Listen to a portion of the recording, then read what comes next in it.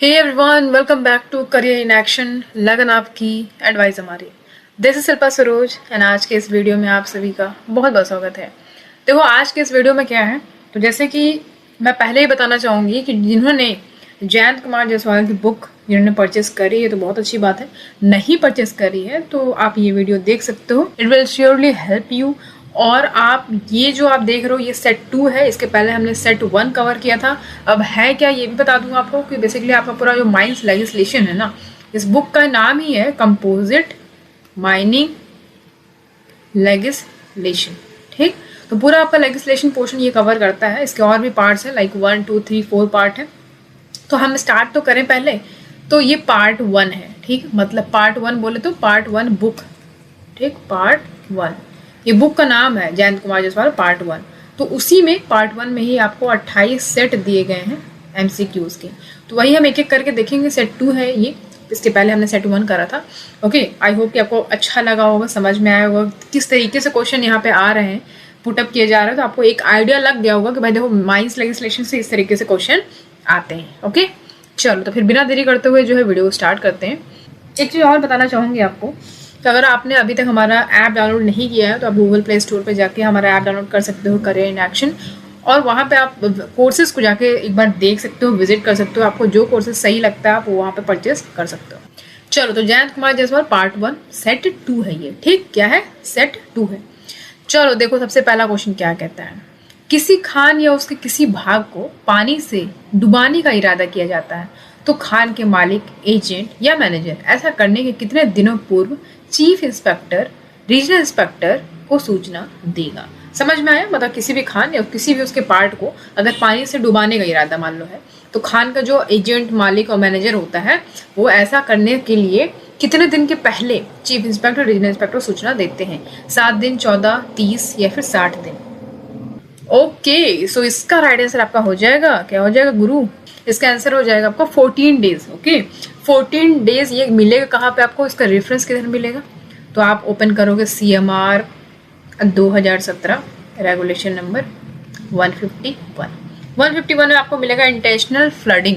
ठीक है, intentional flooding में मिलेगा आपको पहला यहाँ पे सब रेगुलेशन 1। देखो वहाँ पे क्या लिखा है, व्हेन द ओनर, एजेंट और मैनेजर इंटेंड और propose by introducing water from the surface or from any part of the mine, okay, to flood any part of the working of his mine, he shall give in writing not less than 14 days notice of such intention to chief inspector and the regional inspector।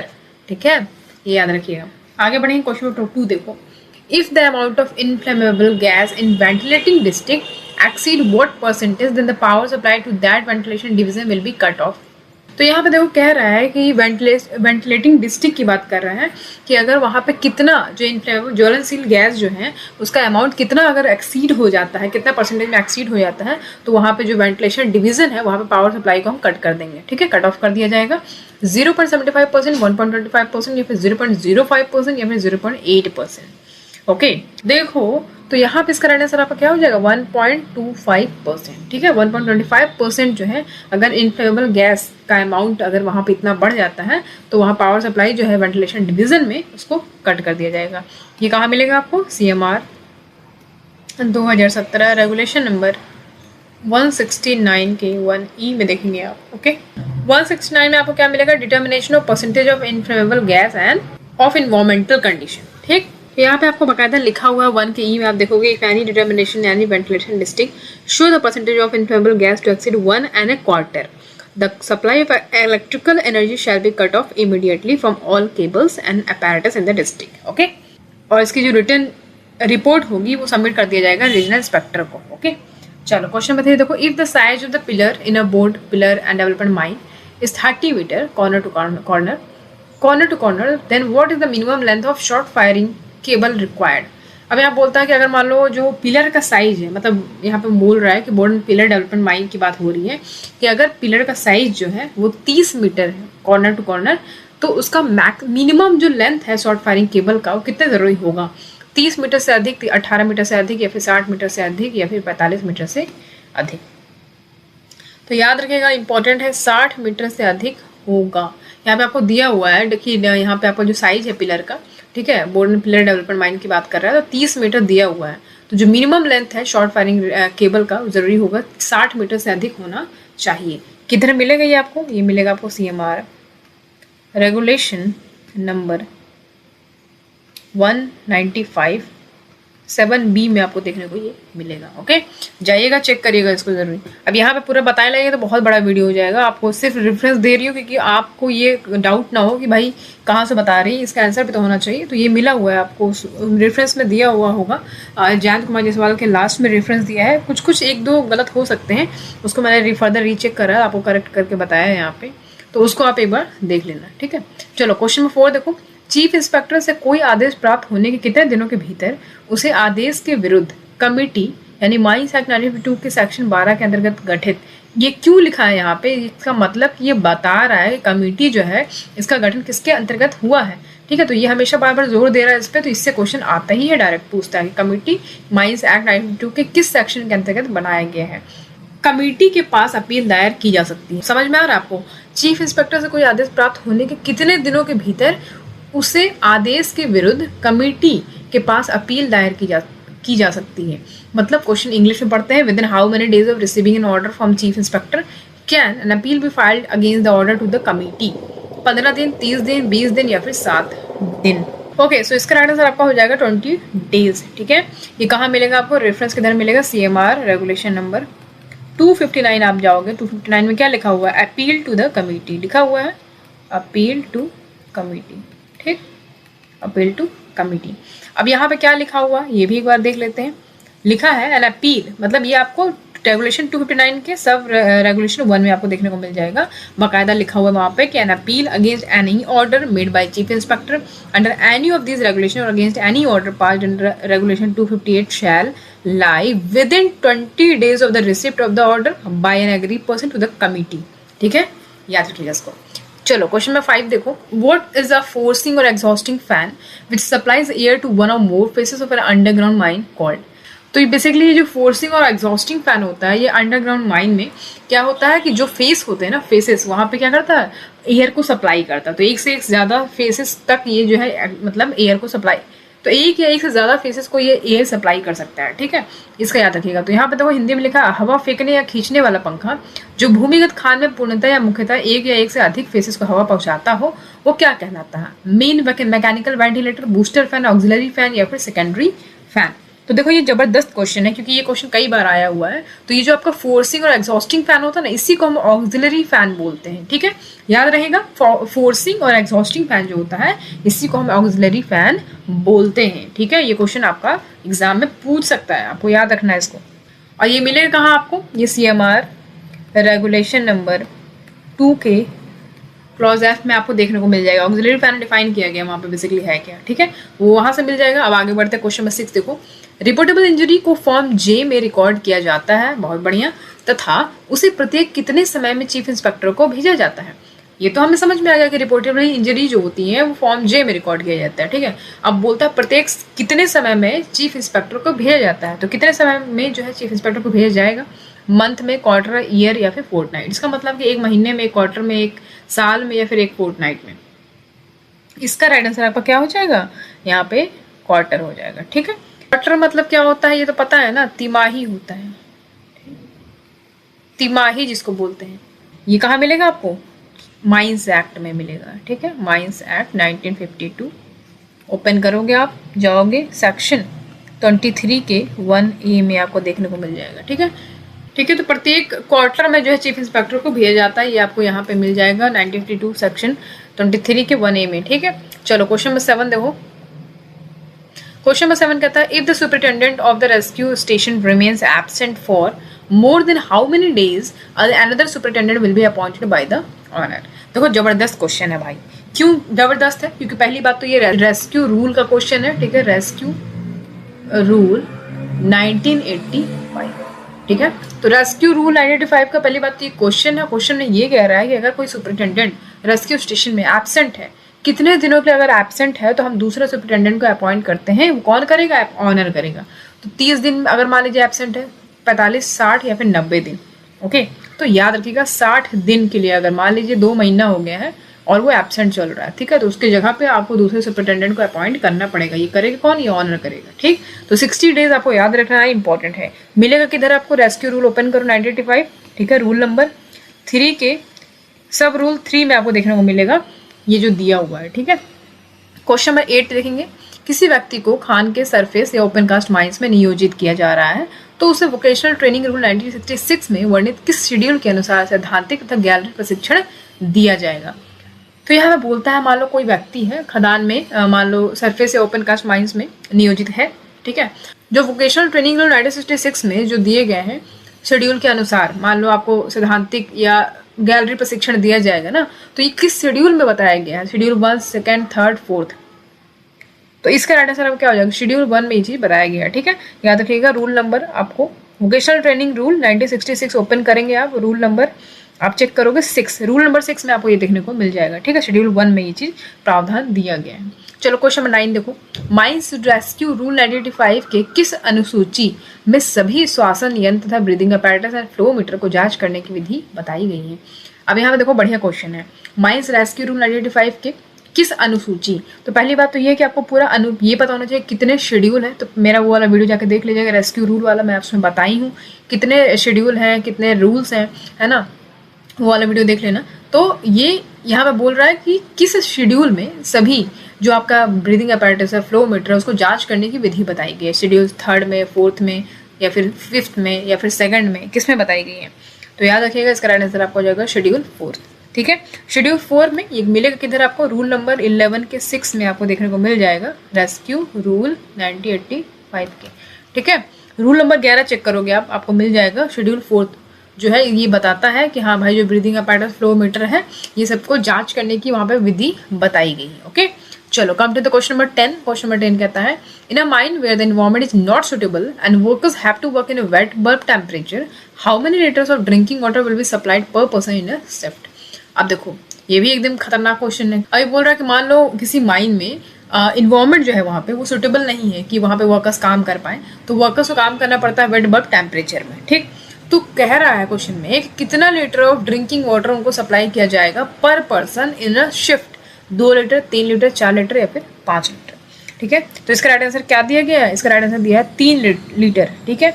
ये circular का question है इसलिए यहाँ से आपको बता रहे हैं सर्कुलर, ये आपको मिल जाएगा, वेलफेयर वाला है 1978, ठीक है। 1978 वाला ओपन करोगे वहाँ पे आपको मिल जाएगा। अगर वहाँ पे वेट बल्ब टेम्परेचर में उन्हें काम करना पड़ रहा है तब जो है 3 लीटर ड्रिंकिंग वाटर उनको सप्लाई किया जाएगा पर person in a shift, okay.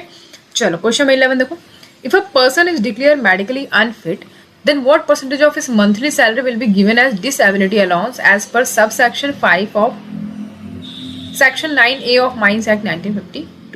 अब यहाँ बोलता है कि मान लो कोई पर्सन है उसको मेडिकली अनफिट घोषित कर दिया जाता है तो कितना परसेंटेज उसका मंथली सैलरी का डिसेबिलिटी अलाउंस के तौर पे उसको दिया जाएगा, जो कि sub section 5 of section 9A दिया गया है माइंस एक्ट का। 33%, 40%, 45 या फिर 50%। तो मैं बता दूं आपको कि जो डिसेबिलिटी अलाउंस होता है ना वो 50% दिया जाता है, ठीक है। तो ये आप थोड़ा सा याद रखिएगा, इंटरेस्टिंग क्वेश्चन है और ये क्वेश्चन कहीं ना कहीं पूछा गया है एग्जाम में, ठीक है। तो 50% आपका राइट आंसर हो जाएगा। अभी ये आपको मिलेगा किधर, माइंस रूल में मिलेगा, 1955 ओपन करोगे, ठीक है। तो रूल नंबर 82, ठीक है, रूल नंबर 82 का सब रूल ए देखोगे आप, आपको देखने को मिल जाएगा कि अगर कोई पर्सन डिक्लेयर कर दिया जाता है कि मेडिकली अनफिट है तो उसके मंथली परसेंट जो उसका सैलरी, जो उसका मंथली सैलरी है उसका 50% उसको डिसेबिलिटी अलाउंस दिया जाता है, ठीक। क्वेश्चन नंबर 12 है, in any underground mine in which 100 or more persons are employed, at least how many rescue trained person are required to be available on the surface। एकदम मतलब फाड़ू क्वेश्चन है ये, देखो क्वेश्चन क्या कह रहा है और ये क्वेश्चन कहीं ना कहीं देखने को मिल जाएगा आपको। क्वेश्चन बोल रहा है कि किसी भी अंडरग्राउंड माइन में जहाँ पे 100 या 100 से ज़्यादा पर्सन एम्प्लॉयड हैं तो वहाँ पे कितने रेस्क्यू ट्रेन पर्सन चाहिए आपको जो कि सरफेस पे अवेलेबल हों, है ना। 5 रेस्क्यू ट्रेन पर्सन, 8 रेस्क्यू या फिर 9 या फिर 10, ठीक है। तो इसको आपको बहुत ज़्यादा ध्यान में रखते हुए इसको टिक करना होगा। क्यों? क्योंकि याद रखिएगा 100 और मोर पर्सन बोल रहा है ना, तो इसका आधा कर दो आप, ठीक है, आधा कर दो 50, ठीक है, इसका काट दो 5 बचा 5। तो 5 रेस्क्यू ट्रेन पर्सन जो है आपको तो चाहिए ही चाहिए, ये समझ लो कि 5 पर्सन तो रेस्क्यू ट्रेन पर्सन होने चाहिए जो कि सरफेस पे अवेलेबल होने चाहिए, ठीक है। अगर 100 या 100 से ज़्यादा पर्सन एम्प्लॉयड हैं तो अंडरग्राउंड माइन में, ओके। ये मिलेगा किधर आपको, माइंस, ये किसका क्वेश्चन है, रेस्क्यू रूल का ही तो क्वेश्चन है, 1985 इसी का तो क्वेश्चन है। ये किधर मिलेगा आपको, ये आपको मिल जाएगा रूल नंबर 19 में, ठीक है। रूल नंबर 19 देखोगे आप रेस्क्यू रूल का तो आराम से वहाँ पे मिल जाएगा reference. Okay, come to the question number 13. If an accident occurs during the use of gunpowder in which there is no loss of life, then to whom will the information be sent? अभी हम बोलता है कि मान लो किसी कारणवश accident हो जाता है जब हम बारूद का इस्तेमाल करते हैं, तो वहाँ पे हालांकि कोई हानि नहीं होती है, मतलब लाइफ की हानि नहीं होती है, तो बोलता है कि तो उस समय जो इन्फॉर्मेशन है उसको किसको भेजा जाएगा?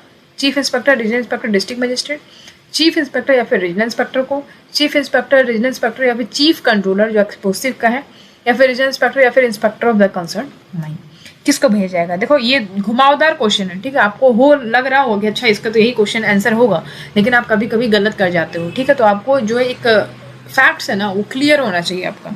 ओके, सो 13 का जो है राइट आंसर आपका हो जाएगा सी, ठीक है, चीफ इंस्पेक्टर, रीजनल इंस्पेक्टर और चीफ कंट्रोलर एक्सप्लोसिव का।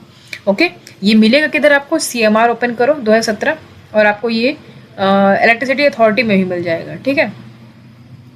तो यहाँ पे क्या देखने को मिलेगा आपको? रेगुलेशन नंबर 8 आप चेक करोगे CMR का, पहली बात वहाँ आपको देखने को मिल जाएगा, ठीक है। ये तो पहला रेगुलेशन CMR में आपको मिल जाएगा, रेगुलेशन नंबर 8 में मिल जाएगा, ठीक है। दूसरा आपको एक्सप्लोसिव एक्ट जो है, ठीक है, एक्सप्लोसिव एक्ट जो है 1884, ठीक है, 8 में आपको दिया हुआ है, ठीक है, एक्सप्लोसिव एक्ट 1884 आप ओपन करोगे, सेक्शन नंबर 8 पे जाओगे, आपको मिल जाएगा ये रेफरेंस। ओके, इसको थोड़ा सा ध्यान में रखना है, इंपॉर्टेंट है।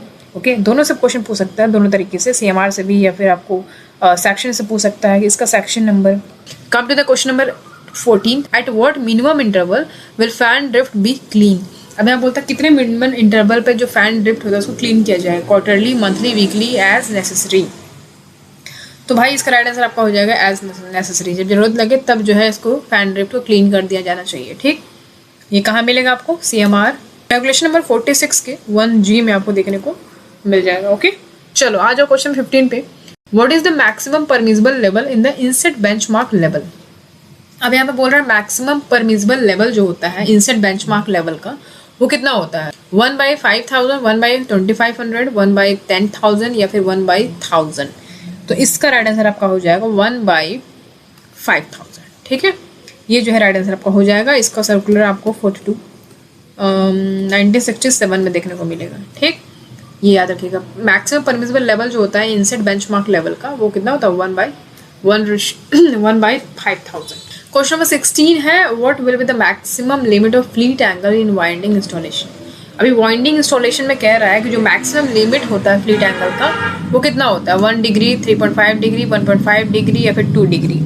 तो इसको थोड़ा सा याद रखना है, इंपॉर्टेंट है। 1.5 डिग्री जो है इसका राइट आंसर हो जाएगा। जो मैक्सिमम लिमिट होता है फ्लीट एंगल का 1.5 डिग्री होता है वाइंडिंग जब हम इंस्टॉल करते हैं तब, ठीक है। ये आपको किधर मिल जाएगा? रेगुलेशन नंबर 78 ओपन करो, आपको देखने को मिल जाएगा। ओके, CMR का। चलो क्वेश्चन नंबर 17 देखो। चलो क्वेश्चन नंबर 17 क्या कहता है? The suspension gear of the winding arrangement निम्नलिखित में से किस मिश्र धातु के बना होने से उसे हीट ट्रीटमेंट करने में से चीफ इंस्पेक्टर द्वारा छूट दी जाएगी? ओके, 1.5% ऑफ मैंगनीज स्टील, 1.5% निकल स्टील या फिर 15% मैंगनीज स्टील या फिर 1.5% क्रोमियम स्टील। ओके, सो इसका राइट आंसर क्या हो जाएगा? 1.5% मैंगनीज स्टील। अगर 1.5% मैंगनीज स्टील से, ठीक है, सस्पेंशन गियर जो होता है बाइंडिंग अरेंजमेंट का, उससे अगर बना है तो उसे हीट ट्रीटमेंट करने से चीफ इंस्पेक्टर द्वारा छूट दी जा सकती है, ठीक है। तो ये आपको इसका कहाँ मिलेगा? ये सर्कुलर का क्वेश्चन है, ये आपको मिल जाएगा 1964 के सर्कुलर में। ओके, इसको एक बार चेक कर लीजिएगा। अभी आगे बढ़ते क्वेश्चन नंबर 18 देखो। किसी भी ओपन कास्ट के हॉल रोड, ठीक है, किसी भी ओपन कास्ट के हॉल रोड की न्यूनतम चौड़ाई कितनी होनी चाहिए? कितनी होनी चाहिए यदि एक ही हॉल रोड को गाड़ियों के आने तथा जाने के लिए उपयोग किया जाता है? देखो जबरदस्त क्वेश्चन है ये। तो 1 वे का नहीं, यहाँ पे 2 वे का पूछ रहा है, ठीक है, 2 वेज की बात कर रहे हैं। तो यहाँ पे आप जो है थोड़ा सा अपना एक ट्रिक मैं बता रही हूँ, उसको याद रखिएगा। हॉल रोड ट्रिक समझ लीजिए, हॉल रोड ट्रिक, ठीक। अभी जब आपसे 1 वे हॉल रोड बोलता है, ठीक है, 1 वे हॉल रोड अगर बोल रहा है तो आपको क्या लिखना है? 1 वे का क्या होता है? Width of largest vehicle plus 5 meter, ठीक। ये जो है ये ट्रिक है। अभी बोलता है 1 वे हॉल रोड हो गया। अभी 2 वे अगर बोलता है, एक मिनट इसको जो, हाँ, तो अगर आपसे 2 वे बोलता है, 2 वे हॉल रोड की बात हो रही है, तो यहाँ पे आपको क्या याद रखना? 3 into width of largest vehicle plus 5 meter. ठीक, इसको नोट कर लीजिए, ये इंपॉर्टेंट है और एग्जाम में आपसे क्वेश्चन पूछता है। इस तरीके से आपको जो है न्यूमेरिकल्स भी दे सकता है, तो आपको सॉल्व करना पड़ेगा। विद ऑफ लार्जेस्ट व्हीकल बता दिया अगर, तो आपको पता होना चाहिए कि 2 वे का क्या फॉर्मूला है, तो भाई उसी पे तो बैठाओगे ना, तो ये थोड़ा सा आप याद रखना। ओके, इसको रब कर दिया जाए। तो यहाँ पर राइट आंसर जैसे कि मैंने आपको बता दिया, तो क्या होगा 3 into width of the largest vehicle, sorry ये 2 है ना, हाँ ये होगा right answer, 3 into width of the largest vehicle plus 5 meter. Okay, ये आपका हो जाएगा राइट आंसर। अच्छा, ये मिलेगा कहाँ पे आपको, इसका रेफरेंस भी तो चाहिए होगा ना, सर्कुलर 9/2008।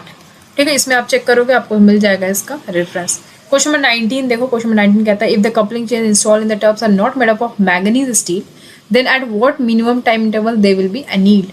कि किसी भी कपलिंग चेन को अगर हम टब में इंस्टॉल करते हैं, अगर वो मैंगनीज स्टील से नहीं बना हुआ है, तो हम कितने मिनिमम टाइम इंटरवल पे उसको हम एनील करते हैं। ठीक है, अब एनील क्या होता है, एनीलिंग मतलब भी तो पता होना चाहिए। एनीलिंग देखो, एनीलिंग जो है ना एक हीटिंग का प्रोसेस होता है कि मतलब किसी भी मेटल या किसी अलॉय को हम क्या करते हैं, हीट करते हैं और हम उस टेम्परेचर तक हीट करते हैं उसके मेल्टिंग पॉइंट के नीचे। मतलब कि एक तरीके से ऐसे समझो, किसी भी मेटल को या किसी भी अलॉय को हम गर्म करते हैं, उसके बाद उसको हम धीमा छोड़ देते हैं ठंडा होने के लिए ताकि वो सॉफ्ट हो जाए। ओके, तो इसी को एनीलिंग प्रोसेस बोलते हैं। तो यही बोल रहे हैं एनील करने के लिए। ओके, तो 1 मंथ, 3 मंथ, 6 महीना या फिर 1 साल। इसका राइट आंसर क्या हो जाएगा भाई, देखो 6 मंथ। ठीक है, 6 मंथ, तो 6 मंथ के टाइम टेबल पे इसको एनील किया जाएगा। अगर कोई कपलिंग चेन जो टब में इंस्टॉल है वो मैग्नीज स्टील से नहीं बना हुआ है तब। ठीक है, इसको मिल जाएगा, वो इसका रेफरेंस किधर मिल जाएगा आपको, सर्कुलर 59 1964 में। ओके, चलो क्वेश्चन 20 देखो, what should be the minimum length of sleeper install in haulage line. अभी कहते हैं हॉलेज लाइन में जो मिनिमम लेंथ होता है स्लीपर का इंस्टॉल किया जाता है वो कितना होना चाहिए, 1.2 मीटर, 1.5 मीटर, 1.8 मीटर, 1.75 मीटर। ठीक है, तो इसका देखो दिमाग में बैठा लो कि 1.5 मीटर होता है जो मिनिमम लेंथ होता है स्लीपर का। कॉलेज लाइन में जो इंस्टॉल किया जाता है उसका मिनिमम लेंथ कितना होता है, 1.5 मीटर होता है। ठीक है, किधर मिलेगा, सर्कुलर का क्वेश्चन है, सर्कुलर का क्वेश्चन है, ये आपको मिल जाएगा सर्कुलर 58 1966 में। ओके, चलो क्वेश्चन 21 देखो, कितने न्यूनतम समय अंतराल पर किसी स्टीम वाटर में लगा हुआ eccentric rod and connecting rod का घिसाव के लिए जांच की जाएगी और आवश्यक होने पर एडजस्ट किया जाएगा। अब यहाँ बोलता है कितने समय, मतलब कम से कम कितना समय का अंतराल हो, तो किसी स्टीम वाइंडर में लगा हुआ एक इसेंट्रिक रॉड होता है और एक कनेक्टिंग रॉड होता है, मतलब इन दोनों की वजह से घिसाव होता है। ठीक है, घिसाव के लिए जांच की जाएगी। अब ज़्यादा आवश्यक पड़ा तो एडजस्ट भी किया जाएगा उसको। तो ये कितने समय के अंतराल पर होता है, हर दिन होता है, वीक पे होता है, मंथ पे होता है या फिर ईयर में होता है। ओके, तो ये हर मंथ होता है, एवरी मंथ आपको याद रखना है। ठीक है, हर मंथ होता है, इसको थोड़ा सा याद रखना है। ये सर्कुलर का क्वेश्चन है, ये आपको 1982 में मिल जाएगा। ओके, हाँ इसको एक बार चेक कर लीजिएगा। अभी नेक्स्ट क्वेश्चन नंबर 22 देखो, सीमेंट कैप्सूल में जाम किए जाने वाले रूफ बोल्ट का एंकरेज स्ट्रेंथ जाम करने के 30 मिनट के बाद कितना होना चाहिए। यहाँ बोलता है कि देखो सीमेंट कैप्सूल से हम जाम करते हैं रूफ बोल्ट को। ठीक है, तो बोल रहा है कि रूफ बोल्ट का एंकरेज स्ट्रेंथ जो है, ठीक है, वो कितना होना चाहिए। अगर हम उसको जाम करने के 30 मिनट बाद देखेंगे तो कितना होना चाहिए, 2 टन, 5 टन, 3 टन या फिर 8 टन। तो इसका राइट आंसर आपका हो जाएगा 3 टन। ठीक है, 3 टन हो जाएगा, याद रखिएगा। जाम करेंगे जब 30 मिनट बाद देखेंगे तो 3 टन हो जाएगा उसका एंकरेज स्ट्रेंथ। ओके, अच्छा ये भी सर्कुलर क्वेश्चन है, ये सर्कुलर क्वेश्चन ये मिलेगा आपको 2013 में। ठीक, हाँ ये हो सकता है एग्जाम में आपसे पूछ ले, क्योंकि आजकल सर्कुलर से क्वेश्चन काफ़ी आ रहे हैं और बच्चे इस सर्कुलर क्वेश्चन ना देख के जाने से उनका बहुत ज़्यादा गलती हो रहा है वहाँ पे। ठीक है, अच्छा एक चीज़ और बता दूँ आपको। ठीक है, तो यहाँ पे एक चीज़ आपको थोड़ा सा याद रखना है, वो क्या, वो मैं बता रही हूँ आपको। एक ट्रिक है, उसको थोड़ा सा याद रखिएगा यहाँ पे। तो अगर सीमेंट कैप्सूल में आपको रूफ बोल्ट बोल रहा है, अगर 3 टन कैरी कर रहा है तो कितने मिनट में, 30 मिनट में। ठीक है, 3 टन लिख दे रही हूँ, 3 टन 30 मिनट में। ठीक है, तो 5 टन जो करेगा वो कितने देर में करेगा, 2 घंटा में करेगा। ठीक है, नोट कर लेना इसको, 5 टन। और जो 8 से 10 टन है वो करेगा 24 घंटे में। ठीक, हाँ इसको थोड़ा सा याद रखिएगा। अभी यहाँ पे मैंने आपको सीमेंट कैप्सूल का बताया, अभी रेजिन कैप्सूल का बता दूँ। अगर रेजिन कैप्सूल, मान लीजिए कभी कोई रेजिन कैप्सूल कोई पूछ ले, तो 10 टन की अगर हम बात करते हैं, 10 टन, ठीक है, तो ये करेगा आपका आधा घंटा। ठीक, और 15 टन अगर हो गया तो 24 घंटा। ठीक, नोट कर लेना इसको, इंपॉर्टेंट है, इसको थोड़ा सा ध्यान रखिएगा। चलो क्वेश्चन 33 देखो, how much capacity fire extinguisher will be kept with each LHD and what is this LHD? Load hall dump कहीं कहीं देखने को मिलेगा, कहीं कहीं लोड हॉल डंपर देखने को मिलेगा, दोनों ही सही कर सकते हो, ठीक है। Load hall dump, load hall dumper, okay.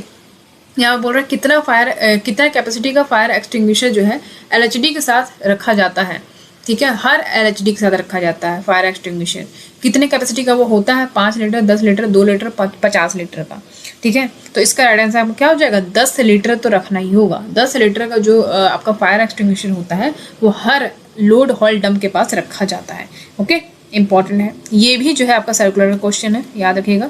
Remember circular याद रखना है आपको। और अगर आपको सर्कुलर याद भी नहीं हो रहा है तो एटलीस्ट आप क्वेश्चन का आंसर तो याद कर लो, ठीक है। ये तो पॉसिबल है। मान लो हो सकता है कि आपको सर्कुलर इतना सारे सर्कुलर कहाँ से क्वेश्चन दे रहा है, तो हो सकता है कि आपको याद ना रहे, लेकिन क्या पूछ रहा है उससे तो आप एक आइडिया लगा सकते हो ना कि अच्छा ये पूछ रहा है तो इसका आंसर ये होगा, है ना। तो वो थोड़ा सा अपने दिमाग में रखना है, ओके। ये सर्कुलर आपको 3/2009 में मिल जाएगा, okay. Okay, come to the question number 24. What minimum quantity of sample will be sent to the laboratory to analyze the amount of water or stone dust present in the coal dust? अब बोलता है कि देखो कितना minimum quantity जो sample का होता है वो लेबोरेटरी में भेजा जाएगा ताकि हम क्या एनालाइज कर सके कि भाई कितना अमाउंट ऑफ वाटर या फिर स्टोन डस्ट कोल डस्ट में प्रेजेंट है। 60 ग्राम, 40 ग्राम, 20 ग्राम या फिर 30 ग्राम, कितने से काम हो जाएगा भाई? तो भाई 30 ग्राम का जो मिनिमम क्वांटिटी होगा सैंपल का वो तो आपको भेजना ही होगा, ठीक है। तभी आप पता लगा सकते हो कि भाई जो कितने स्टोन डस्ट या कितना अमाउंट ऑफ वाटर जो है प्रेजेंट है कोल डस्ट में, ठीक है। तो 30 ग्राम आपको याद रखना है। ये 30 ग्राम किधर मिलेगा आपको? ये भाई ये रेगुलेशन का क्वेश्चन है, ठीक है। CMR का क्वेश्चन है ये रेगुलेशन में। ये रेगुलेशन नंबर आपको 145 के 15 में मिल जाएगा, ठीक है। सब रेगुलेशन 15 में आप एक बार चेक करोगे आपको मिल जाएगा कि 30 ग्राम जो क्वांटिटी है 30 ग्राम का क्वांटिटी आपको 30 ग्राम का सैंपल जो है आपको देना पड़ेगा, मिनिमम यहाँ पे लिखा है, तो ये आपको यहाँ पे मिल जाएगा, ओके। चलो लास्ट क्वेश्चन पे बढ़ते हैं। सेकंड लास्ट क्वेश्चन है, when a phase comes within how many meter of any or abandoned working in which noxious gas are present or likely to present, an advanced borehole not less than 1.5 meter long shall be drilled? देखो अच्छा question है, important है। Question में क्या कह रहा है जरा एक बार हम पढ़ते हैं इसको हिंदी में। जब कोई फेस किसी को या परित्यक्त वर्किंग के कितने मीटर के अंदर आ जाता है जिसमें नॉक्सियस गैस मौजूद, यानी कि यहाँ पे क्वेश्चन पूछ रहा है कितने मीटर के अंदर आ जाता है जिसमें नॉक्सियस गैस मौजूद है या मौजूद रहने की संभावना है, तो कम से कम 1.5 मीटर लंबा एक एडवांस बोरहोल करके रखा जाएगा। चलो समझ में आ गया, लेकिन क्वेश्चन तो भैया आपसे यही पूछ रहा है ना। जब यहाँ बोल रहा है कि जब कोई फेस किसी अबेंडेंड वर्किंग के कितने मीटर के अंदर आ जाता है, ये कह रहा है 30 मीटर, 60 मीटर, 15 मीटर या फिर 75 मीटर। तो इसका राइट आंसर आपका क्या हो जाएगा? 30 मीटर। याद रखिएगा, इसको याद रखिएगा, दिमाग में एकदम बैठा लीजिए, ठीक है। लिखा जब कोई फेस किसी अबेंडन वर्किंग के 30 मीटर के अंदर आ जाती है, तो जिसमें नॉक्सियस गैस मौजूद हो या रहने की संभावना है, तो कम से कम 1.5 मीटर लंबा एक एडवांस बोरहोल करके रखा जाता है। तो ये इंपॉर्टेंट क्वेश्चन है। ये आपसे देखो क्वेश्चन घुमा के पूछ सकता है, आपसे ये भी पूछ सकता है कि कितने कम से मतलब कितने, यहाँ पे आपसे ये भी पूछ सकता था कि कम से कम कितना लंबा एक एडवांस बोरहोल करके रखा जाएगा। तो आपको 1.5 मीटर याद रखना है, लेकिन आपसे ये ना पूछ के आपसे ये पूछ लिया कि कितना मीटर मतलब कितना मीटर के अंदर अगर आ जाता है, ठीक है। जब कोई फेस है किसी अबेंडन वर्किंग कितने मीटर के अंदर आ जाते हैं, क्वेश्चन आपसे ये पूछ लिया, तो कुछ भी घुमा के क्वेश्चन पूछ सकता है। ऐसा नहीं है कि आप प्रेडिक्ट करोगे कि भाई क्वेश्चन क्या पूछना है। क्वेश्चन तो एग्जामिनर ही तय करेगा कि भाई क्या पूछेंगे, ठीक है। तो इसका आपका जो रेफरेंस है वो कहाँ मिल जाएगा? रेगुलेशन नंबर 147 ओपन करोगे आप CMR का, आपको मिल जाएगा, ठीक है। 30 मीटर याद रखेंगे। क्वेश्चन नंबर लास्ट है हमारा, क्वेश्चन नंबर 26 है, what percentage of fire dam mixed with air will produce an explosive mixture. अभी फायर डैम क्या होता है? CH4 होता है, ठीक। फायर डैम मतलब CH4 मीथेन की बात हो रही है, राइट। तो यहाँ पे बोल रहा है अगर कितना परसेंटेज फायर डैम मिक्सड होगा एयर के साथ तो वो एक्सप्लोजिव मिक्सचर प्रोड्यूस करता है। 5.8% to 14.2% या फिर 6.4% से 12.8%, 5.4 से 14.8% या फिर 4% से 75%।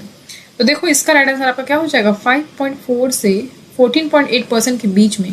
तो यहाँ पे बोलता है कि 5.4% से 14.8% अगर ये फायर डैम मिक्स हो जाता है एयर के साथ, ठीक है, तो वो एक्सप्लोसिव मिक्सचर प्रोड्यूस करता है। ओके, इंपॉर्टेंट क्वेश्चन है ये बहुत ज़्यादा, क्योंकि एक्सप्लोसिव से भी क्वेश्चन काफ़ी आता है। इसके लिए आप हमारा बैच ज्वाइन कर सकते हो, MPPSC का भी चल रहा है, तो उस समय हम लोगों ने कोऑर्ड्स डायग्राम बनाया है, कोऑर्ड्स डायग्राम बताया है, तो कोऑर्ड्स डायग्राम से आपको समझ में आ जाएगा एग्जैक्टली कि कैसे इसको मेजर करते हैं, ठीक है। तो ये इंपॉर्टेंट था और इससे भी क्वेश्चन आते हैं काफ़ी ज़्यादा, इसलिए जो है मैंने फिर से सोचा कि एक बार बता दूँ आपको। और आई होप कि आपको समझ में आ गया होगा। यहाँ पे कोई कंफ्यूजन है तो कमेंट सेक्शन में कमेंट कर सकते हो। बाकी ये आंसर कि आपको यहाँ पे मिल जाएगा, ठीक है। इसका PDF आपको टेलीग्राम ग्रुप पे मिल जाएगा। फटाफट टेलीग्राम को ज्वाइन नहीं किया है तो ज्वाइन करो। अभी तक मेरी बात ना सुनिए, आप जाकर टेलीग्राम को ज्वाइन करिए, ठीक। तो बाकी मिलेंगे आपसे वहीं पे। Daily Monday to Friday quiz होते हैं, आप उसको अटेम्प्ट करो, आपका प्रिपरेशन काफ़ी ज़्यादा बूस्टअप होगा। बाकी कोई दिक्कत हो तो आप मुझे इंस्टाग्राम और करियर एक्शन को भी इंस्टाग्राम पे फॉलो कर सकते हैं। तो चलो फिर आज के लिए इतना ही रखते हैं। मुझे बताइए कैसा लगा आपको। तो चलिए फिर आज की क्लास यहीं पे ख़त्म करते हैं और मुझे ज़रूर बताइए कमेंट सेक्शन में कि आपको सेट 2 कैसा लगा। अगर अच्छा लगा हो तो एक लाइक कर दीजिएगा। बाकी सब्सक्राइब नहीं किया है, चैनल पर नए हो तो फटाफट सब्सक्राइब भी कर दीजिएगा और लोगों अपने फ्रेंड्स से शेयर कर दीजिएगा, ठीक है। तो चलो फिर मिलते हैं आपसे अगले क्लास में। Thank you so much for watching. See you at the next class.